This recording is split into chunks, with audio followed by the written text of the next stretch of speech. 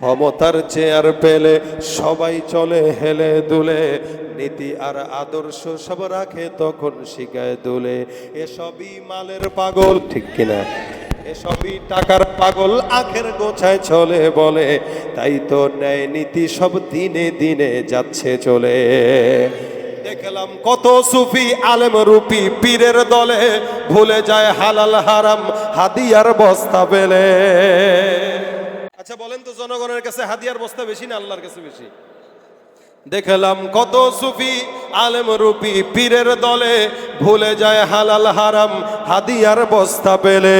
অর্থ নামের ওই যে দানব খাচ্ছে সবার আস্ত গিলে, অর্থ নামের ওই যে দানব খাচ্ছে সবার আস্ত গিলে। হকের ওই আলোর ছোটা ঢেকে গেছে টাকার তলে, ক্ষমতার দোহাই দিয়ে ক্ষমতার চেয়ার পেলে সবাই চলে হেলে দুলে, নীতি আর আদর্শ সব রাখে তখন শিখায় তুলে। এসবই মালের পাগল, আখের গোছায় চলে বলে, তাই তো নেয়নি সব দিনে দিনে যাচ্ছে চলে। যারা দেখি শক্ত কথা জব্দ করে বলতো মাঠে, তারা আজ নত শিরে নারীদের কদম চাটে। যারা দেখি সত্য কথা জব্দ করে বলতো মাঠে, তারা আজ নত শিরে বেগানার কদম চাটে। গভীর রাতে শান্ত হতে টাকায় যখন কথা বলে, গভীর রাতে শান্ত হতে টাকায় যখন কথা বলে, তাহলে আর লাভ কি বলো হকের ওই আওয়াজ তুলে।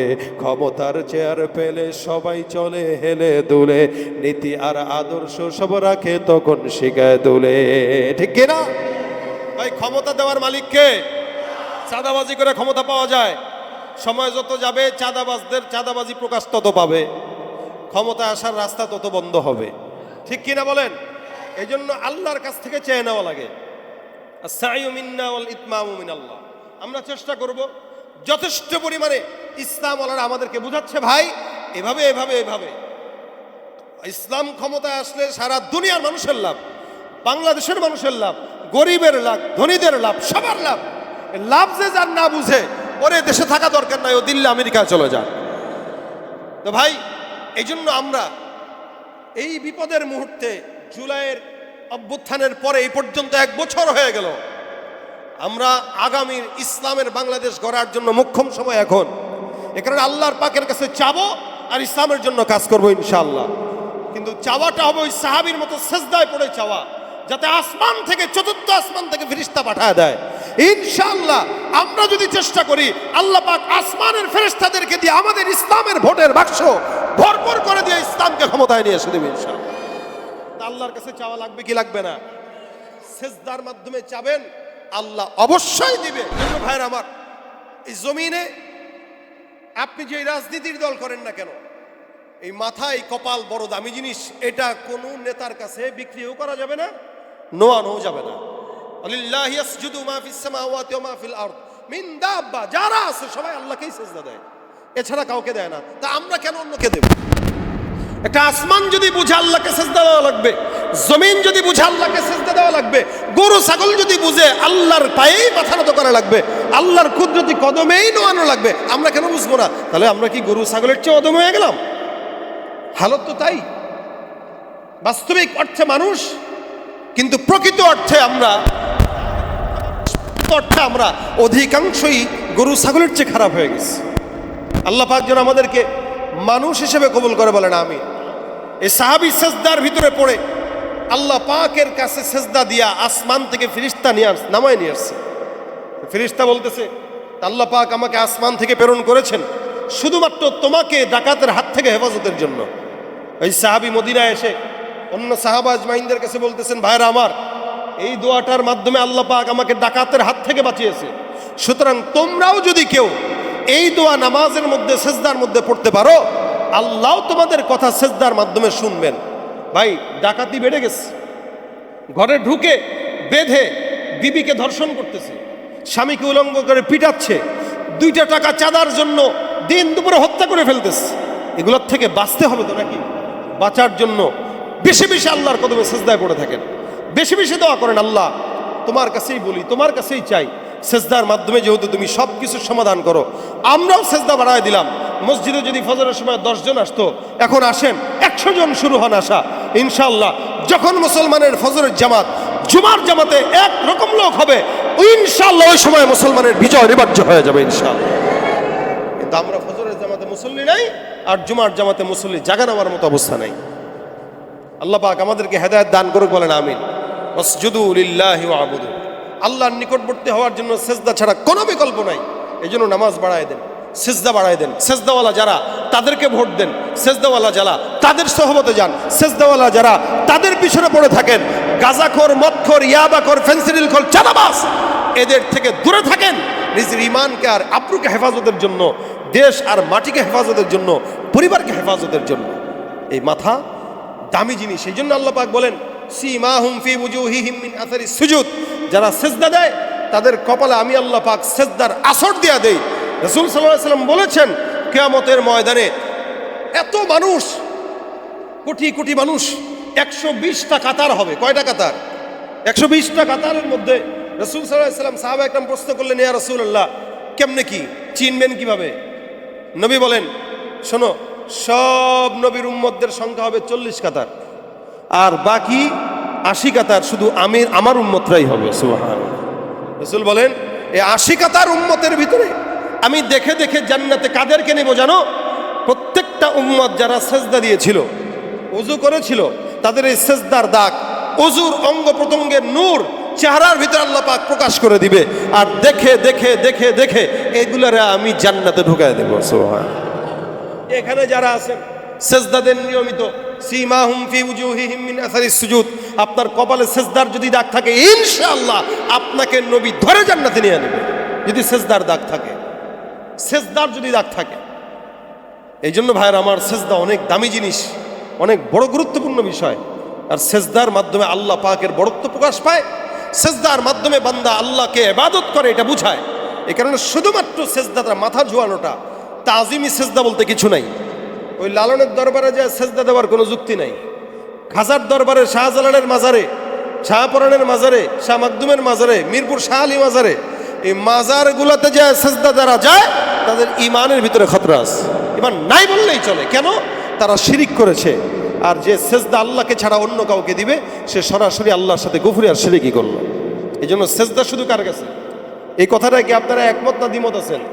সেজদা কার জন্য? শুধু আল্লাহর জন্য। আপনি মা বাবাকে সালাম করতে পারেন কিন্তু সেজদা দিতে পারেন না। আপনি মা বাবাকে পায়ে ধরে সালাম দিবেন, ঠিক আছে, মাথা ঝুঁকাইতে পারবেন না। এটাই সম্মান। এই জন্য আমরা যারা এখানে আছি প্রত্যেকটা জমিন আমরা অনেক সময় ঘুরি। আমার এক ওস্তাদ আমাদেরকে বলতেন, বিশেষ করে আমাকে বলতেন, যে তোমার তো সুযোগ হয় গোটা বিশ্ব ঘোরার, যতটুকু পারো ঘুরো, বাংলাদেশের বিভিন্ন প্রত্যন্ত অঞ্চলে যাও, একটা আমল দেই তোমাকে, এই আমলটা শিখবা। আমি ওই ওস্তাদের থেকে এই কথা শুই না, তারপরে চেষ্টা করি এই কাজটা করার। আপনাদের কাছে শেয়ার করতেছি কেন? আপনাদের যেন উদ্বুদ্ধতা হয়, এই জন্য বলতেছি। হুজুর বলতেন যে কোনো জায়গায় যখন যাবা ওই জমিনে পারলে 2 রাকাত সেজদা দিয়ে আসবা, নামাজ পড়ে আসবা। কেন? জমিন বান্দার সেজদার দাগ যখন জমিনের সাথে পড়বে, ওই জমিন আল্লাহর কাছে বান্দার ব্যাপারে সাক্ষী দিয়া বলবে, আল্লাহ এই লোকটা এই জায়গায় আমার উপরে তোমার কুদরতে কদমে সেজদা দিছিল, আমি সাক্ষী দিয়েছি, সুতরাং তারা জান্নাত। জুমার নামাজের দিকে তাকাইলে মনে হয় সারা দুনিয়ার সমস্ত মানুষ মুসলমান, আর ফজরের নামাজের দিকে তাকাইলে মনে হয় সব বেঈমান নাস্তিক, মুসলমান কম। যার কারণে ফজরে মুসল্লি নাই আর জুমায় মুসল্লির অভাব নাই। যারা নিজেদেরকে শুধুমাত্র জুমা কেন্দ্রিক মুসল্লি বানায়, এরা মুসলমান তো দূরের কথা, মুসলমানের কাছেও নাই এরা, ঠিক কিনা বলে? মুসলমানের ধারের কাছেও নাই, অথচ দাবি করতেছে মুসলমান। এই জন্য ভাইরা আমার, সেজদা যে যত বেশি দেয় আল্লাহর কাছে সে তত বেশি প্রিয় হয়। সেজদার মাধ্যমে বান্দা আল্লাহর নিকটবর্তী হয়। সেজদার মাধ্যমে আল্লাহ পাক বান্দাকে আল্লাহর সঙ্গে কথা বলার সুযোগ দেয়, এবং সেজদার মাধ্যমে আল্লাহ পাক রব্বুল আলামিন বান্দার মনের কথা, গোপন হোক প্রকাশ্যে হোক, সব শুনেন। এই জন্য আল্লাহ বলেন তোমরা সেজদার মাধ্যমে আল্লাহ পাকের ইবাদত করো। ওয়াসজুদু লিল্লাহি ওয়া'বুদু।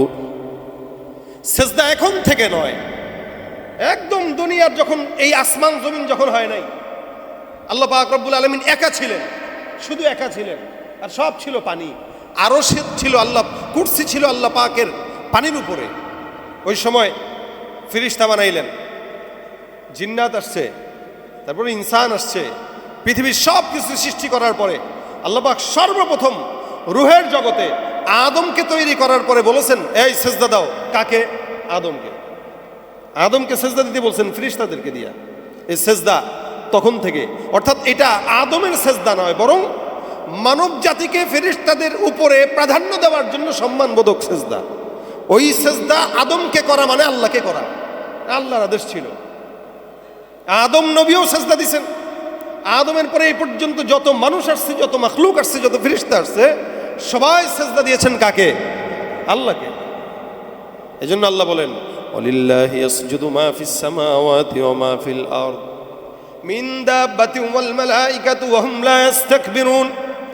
ওয়ালিল্লাহি ইয়াসজুদু মা ফিস সামাওয়াতি ওয়া মা ফিল আরদ।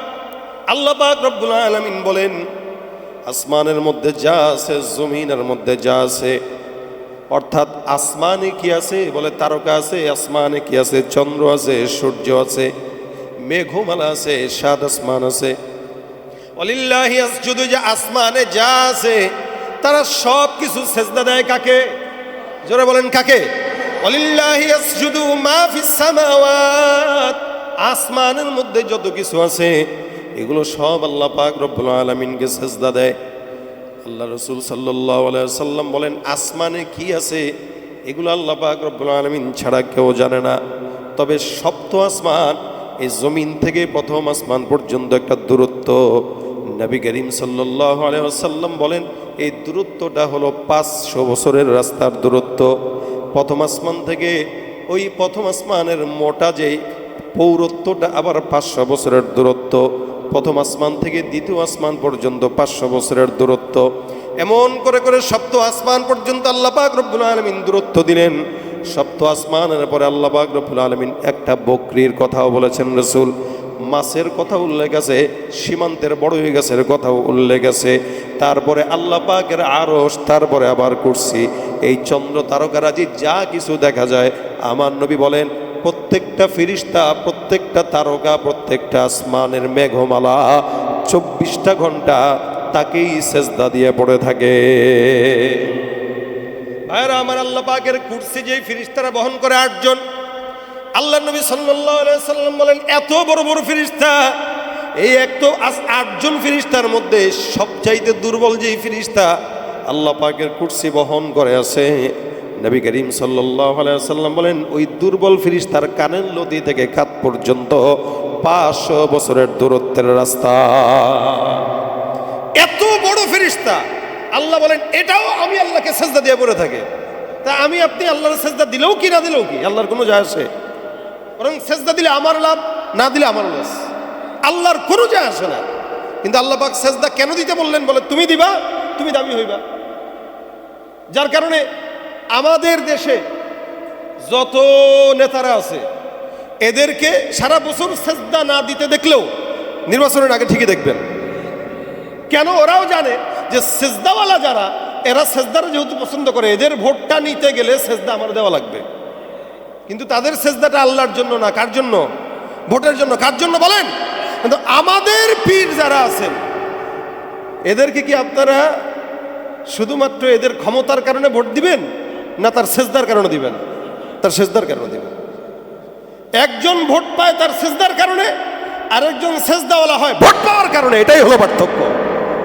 সুতরাং ভোট পাওয়ার কারণে যে সেজদাওয়ালা হয় তারে জিন্দেগিতেও ভোট দিয়েন না, আর যাকে ভোট দিবেন সেজদার কারণে আজীবন তার পিছনে লেগে থাকেন, দুনিয়া আখিরাত সব কল্যাণকর হয়ে যাবে। ভাইরা আমার, এই কারণে সেজদার কারণে আল্লাহ পাক দামি বানায় বান্দাকে। আসমানে যা আছে সেজদা দেয় আল্লাহকে, জমিনে যা আছে সেজদা দেয় আল্লাহকে। আমার আল্লাহ ডাক দেয়া বলেন ওয়ালিল্লাহি ইয়াসজুদু মা ফিস সামাওয়াতি ওয়া মা ফিল আরদ। জমিনের মধ্যে যা কিছু আছে এরাও আল্লাহ পাক রব্বুল আলামিনকে সেজদা দেয়। কিন্তু মুসলমান নবীর উম্মত কিছু মানুষ আছে যারা আল্লাহকে বাদ দিয়া, আল্লাহ পাক রব্বুল আলামিনের ঘর মসজিদ বাদ দিয়া খাজা বাবার দরবারে দৌড়ায়, লালনের দরবারে দৌড়ায় পড়ে থাকে, ঠিক কিনা? তো সেজদা হবে কার জন্য? সেজদার ভিতরে আল্লাহ রাসূল বলেছেন বারবার বেশি বেশি দোয়া করো, ফাআকসিরুদ দুআ। যে যত বেশি সেজদার ভিতরে আল্লাহর দরবারে যাবে ওই বান্দার দাম আল্লাহ পাক রব্বুল আলামিন তত বাড়ায় দিবেন, এবং বান্দার দিলের সমস্ত কথা আল্লাহ পাক শুনবেন। আবু মুআল্লাক নামে একজন সাহাবী, আনসারী সাহাবী ছিলেন। মদিনার থেকে ব্যবসা করার উদ্দেশ্যে সিরিয়ায় যেতেন, বিভিন্ন দেশে যেতেন। বর্তমানেও যারা ব্যবসা করেন ঢাকায় চলে যান ব্যবসার মাল আনার জন্য। খোকসা থেকে ঢাকায় যান, কখনো 2-3 জন বন্ধু মিলে যান, কখনো একা একাই যান। ডাকাত পড়ে কিনা মাঝখানে? কথা কয় না, পড়ে। ডাকাত কি আছে না নাই? এখনো তো আছে। চুরি, রাহাজানি, ডাকাত, বাটপারি আগে যেমন ছিল এখন তেমন যেন বাড়ছে। অবস্থাটা এই হালতে এখন। এখন আপনি ডাকাতের কাছে পড়লেন, আপনি কি করবেন? ডাকাত আপনার কাছে মাল আছে, ঘড়ি আছে, অথবা দামি মোবাইল আছে, 5 লাখ টাকা আছে, ডাকাত ধরলো, আপনি কি বলবেন? চালাক যদি হন, ভাই যা আছে নিয়ে যাও, আঘাত দিও না। এটাই তো একটা চালাক মানুষের কাজ। আর বোকা যারা এ কয় টাকা দেবো না, পারলে আমারে মার, পরে টাকাও যায়, সেও যায়। এজন্য সুন্নত মোতাবেক কি সুন্নত কাজটা কি, ওইটা হলে হাদিসের ঘটনায় আপনারা পাবেন। ব্যবসার জন্য যাচ্ছেন, একা একা ঘুরতেছেন, ডাকাত ধরছে, ভাই যা মন চা আছে নিয়ে যাও, তবু গায়ে হাত দিও না, কারণ বাস নেই না টাকা। তো দেখেন আবু মুআল্লাক রাদিয়াল্লাহু তাআলা আনহু ব্যবসার জন্য রওনা হয়েছেন। প্রতিমধ্যে বিশাল বড় একটা মরুভূমির ভিতরে ডাকাত সর্দার আটকায় দিছে। এই কোথায় যাও? মালগুলা দিয়া যাও। আবু মুআল্লাক ডাক দিয়া কয়, ডাকাত সর্দারের হাতে পড়ে গেলাম, যা আছে মধ্যে সমস্ত বোঝাই করা সম্পদগুলো নিয়ে যান, তবে আল্লাহর রাস্তায় গায়ের মধ্যে হাত দিয়েন না। সাহাবীর থেকে শিক্ষা নেন, ডাকাত যদি ধরেই ফেলে প্রথমে আল্লাহর কাছে চাইবেন, এরপরও যদি নিজে বাঁচানোর মতো কোনো নিজের কাছে আত্মরক্ষার কিছু থাকে চেষ্টা করবেন, না পারলে যদি মনে করেন পারবেন না তো ছেড়ে দেন, বাস দিয়ে দাও, সব নিয়ে যাও। আবু মুআল্লাক বলতেছে যা আছে নিয়ে যাও, তবে গায়ে আঘাত দিও না। ডাকাত বলতেছে গায়েও আঘাত দিব, জিনিসও নিব। তবে এটা শেষরা ডাকাত, কিছু ডাকাত আছে মারবেও জিনিসও নিবে। এই ডাকাত আমার হাত থেকে এই পর্যন্ত যত মানুষ তারা পড়ছে কেউ বাঁচে নাই, তুই বাঁচবি কেমনে? ভাই আল্লাহর রাস্তায় মাফ করা যায় না? কোনো মাফ নাই। কি করবে এর পেরেশানি হয়ে গেছে। এতগুলো সম্পদ উট ভর্তি, এগুলাও নিবে, মারবেও। আরে বিবি বাচ্চা কি করবে, কি খাবে? তাহলে ঠিক আছে, মারবা যেহেতু 2 রাকাত সময় নামাজ পড়ার সময় দাও। দেখেন মরার আগে আল্লাহর কাছে সেজদা দেওয়ার টাইম চাইতো আগের কালের মানুষেরা, আর এখন মরার আগে যদি সুযোগ দেওয়া হয় এক একজন এক একটা জিনিস চাবে। কেউ তার বউর সাথে দেখা করতে চাবে, কেউ চিন্তা করবে মরার আগে একটু সময় দেয়, একবার শেষবার এমপি হয়ে এলো। আমার যার যেটা সব। আবু মুআল্লাক ডাক দিয়া বলতেছেন, ভাই 2 রাকাত নামাজের সময় দাও। ডাকাত সর্দার ডাক দিয়া বলে, তোমার মতো কত নামাজ আমি আসলো আর গেল দেখলাম, কিন্তু ওই পর্যন্ত কেউ আমার হাত থেকে বাঁচতে পারে নাই, তুমি বাঁচবে কেমনে? আবু মুআল্লাক কয়, আমি আমার মাওলার সঙ্গে সিজদার মধ্যে যাই কিছু কথা বলবো। তুমি পরম মুক্তি দাতা, মালিকে জগতের, তুমি পারো করতে মোচন অভাব দুঃখী লোকের, তুমি পরম মুক্তি দাতা, মালিকে জগতের, তোমার কাছে চাই যে পানা, তোমার কাছে চাই যে পানা, আমরা প্রতিদিন তোমার দয়ায় পূর্ণ আমার সারা নিশিদিন। আল্লাহ তুমি দয়ার সাগর, আল্লাহ তুমি দয়ার সাগর, রহমানুর রহিম, তোমার দয়ায় পূর্ণ আমার সারা নিশিদিন। দয়া কার করেন কে? সব রাস্তা বন্ধ, আল্লাহর রাস্তা।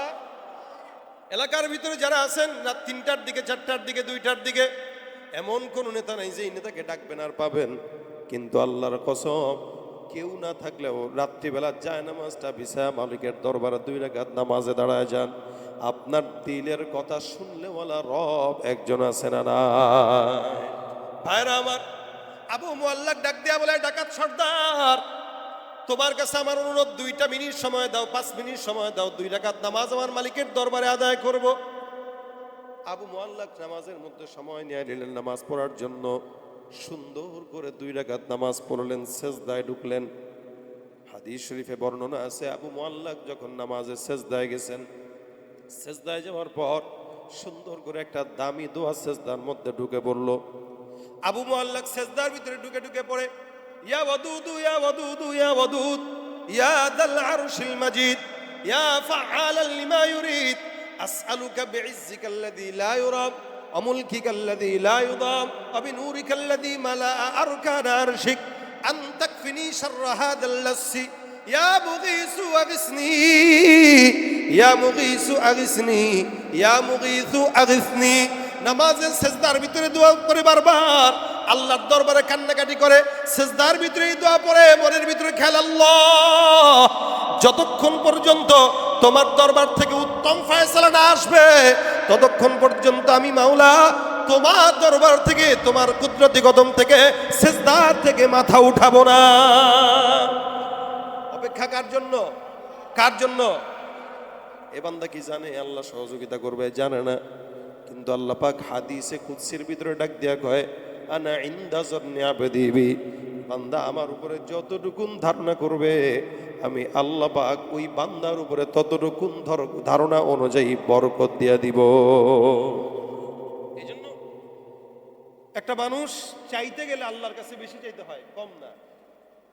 আপনি একটা মন্ত্রীর কাছে যায় যদি বলেন, স্যার আমার 1000 টাকা লাগবে, মন্ত্রী পাগল ছাগল কোত্থেকে নিয়ে আসছে? 1000 টাকার জন্য আমার কাছে আসা লাগে? আমার কাছে আসবে 1 কোটি টাকা, 50 লাখ টাকা, কোনো অনুদান, বড় অনুদান লাগলে সেটা আমার কাছে বলে 1000 টাকার জন্য আমার কাছে আসছে। এটা এমপি বা মন্ত্রীর কাছে 1000 টাকা চাওয়া মানে তাকে বেইজ্জতি করা। এটা তো এলাকার একটা স্বাভাবিক পাতি নেতাই দিতে পারে। আপনি আল্লাহর কাছে চাইবেন, কেন ছোটটা চাবেন? চাবেন সর্বোচ্চটা, বড়টা। আল্লাহ বলে বান্দা যতটুকু নিয়ত করে চাবে আমি ততটুকুই বান্দাকে দান করবো, বরং তার চেয়ে বেশি দান করবো। সুবহানাল্লাহ। এই জন্য চাইতে গেলে মালিকের কাছে বেশি চাইতে হয়, কম না। অবশ্যই বেশি চাওয়া, যার উপরে আর কোনো কিছু নাই এরকম চাওয়া, ওই ধারণা থেকে আল্লাহ পাক আপনাকে আমাকে দান করবে। কারণ আল্লাহর খাজানায় কম না বেশি? আমরা ফকিন্নি, যার কারণে চাই কম। আমাদের চাওয়াও তো ছোট। এই ছোট চাওয়া দেখে আল্লাহর কাছে অল্প চাই, আল্লাহ টুকি দেয়, আর পরে কই না এটুকে হয় না।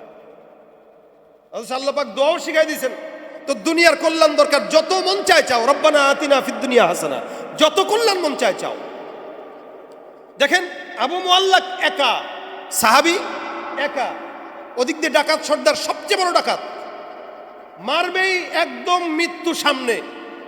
তার মনে সাহস আছে যে আমি সেজদায় গেলে দোয়া করলে আল্লাহ অবশ্যই আমারে বাঁচাবে। এটা তার মনের বিশ্বাস, এটার নাম ঈমান। আবু মুআল্লাক নামাজের ভিতরে বারবার পড়ে, ইয়া মুগীসু আগিসনি ইয়া মুগীসু আগিসনি।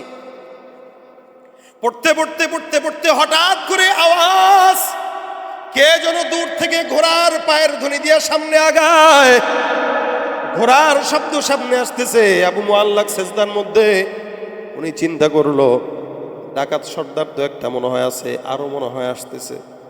এই জন্য ভয়ের ঠেলায় আরো বাড়ায় দিছে, ইয়া মুগীসু আগিসনি ইয়া মুগীসু, বলেন না ইয়া মুগীসু আগিসনি। আল্লাহর কাছে চাবেন। সাহাবী বারবার এই দোয়া করে, ইয়া মুগীসু আগিসনি ইয়া ওয়াদুদ ইয়া ওয়াদুদ, বারবার দোয়া করে। হঠাৎ করে কানের মধ্যে আওয়াজ, ঘোড়া দিয়ে যেন কে সামনে আগাইতেছে। এত বিশাল বড় মরুভূমির মধ্যে কে আবার আসবে?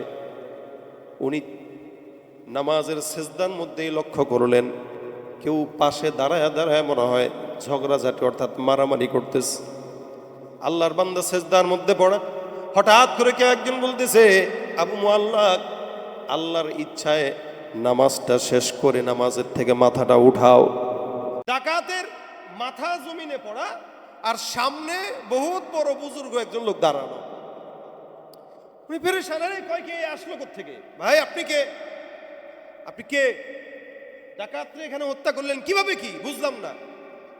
এবার ওই লোকটা ডাক দেয়া বলে, আবু মুআল্লাক আমি জমিনের কোনো বান্দা নয়, আল্লাহর কোনো বান্দা নয়, আমি আসমান, চতুর্থ আসমানের থেকে একজন ফেরেশতা। সুবহানাল্লাহ। চতুর্থ আসমানের ফেরেশতা। আসমান কয়টা? 7টা। এ কয় নম্বরের? তুমি যখন সেজদার মধ্যে গেছো, বারবার যখন দোয়া করো ইয়া ওয়াদুদ বলে, জমিন থেকে ঝালঝাল শব্দ আওয়াজ আসতেছিল আমার কাছে, প্রকম্পিত আওয়াজ। আমি প্রকম্পিত আওয়াজ শুনে হঠাৎ করে লক্ষ্য করলাম আমার মাওলা ডাক দিয়া বলতেছে, এ জমিনের ভিতরে আমার পয়গম্বরের একজন সাহাবী বিপদের মধ্যে পড়ে গেছে, ওই সাহাবীকে ডাকাতের হাত থেকে বাঁচানোর জন্য কোন ফেরেশতা আছো যাও। আল্লাহ পাক এই কথা বলতে দেরি আমি মাওলার কাছে আরজ করলাম, আল্লাহ এই ছোট্ট একটা ইবাদতের কাজ, পুণ্যের কাজ আপনি আমার মতো ছোট্ট ফেরেশতার মাধ্যমে করার সুযোগটা দান করে দেন। আল্লাহর আদেশে আসমানের চতুর্থ আসমান থেকে আমি তোমাকে বাঁচানোর জন্য ডাকাতকে হত্যা করতে এই জায়গায় চলে এসেছি। আমি স্পষ্ট শুনতেছিলাম তুমি এখানে বসে বসে এই দোয়াটা পড়তেছিলা, আর এই দোয়াটা যে পড়ে আল্লাহর কাছে চায় সেজদা দিয়া, আল্লাহ পাক তার মনের সব আশা পূরণ করে দেয়। সুবহানাল্লাহ। সেজদা দিয়া অনেক কিছু সম্ভব, সেজদা দিয়া ভোটে জিতাও সম্ভব, কিন্তু জনগণরে হত্যা কইরা, ধর্ষণ কইরা, খুন কইরা, চাঁদাবাজি কইরা ক্ষমতায় আসা সম্ভব, আবার হেলিকপ্টারে যাওয়াও সম্ভব। যাদের হাতে চায় ক্ষমতা, দেশ যেন বাপের ভিটা, রাখতে চেয়ার শুরু করে বিদেশিদের পাচাটা। যাদের হাতে চায় ক্ষমতা, দেশ যেন বাপের ভিটা, রাখতে চেয়ার শুরু করে বিদেশিদের পাচাটা। বিদেশিদের কথা মতো চালায় ওরা নিজের দেশ, দেখতে দেখতে গোল্লায় গেল আমার সোনার বাংলাদেশ।